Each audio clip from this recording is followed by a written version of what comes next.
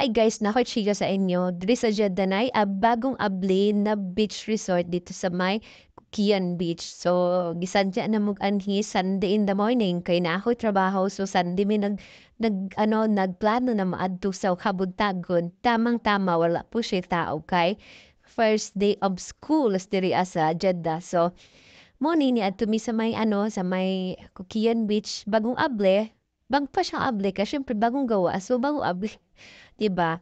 So, nice siya na si mga cottages. So, kung mag-rent ka ng cottage, merong bayad. Kung maggamit ka rin ng swimming pool, may bayad din. 'Di ba? Kung gusto mo mag-swimming sa swimming pool, hindi, magbayad ka. So, kung sa dagat ka, di free, free. Free ang dagat. Tsaka wala siyang entrance fee pagpasok.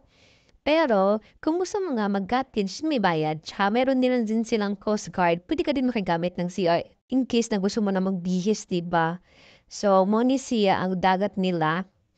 Ano lang din, meron din siyang partition doon na hanggang doon lang, bawal ka na lumagpag kasi syempre walalig na, hanggang dyan lang sila. Tsaka ito yung cottage nila, andito na. Tideng! Yun yung cottage na pwede ka mag-rent.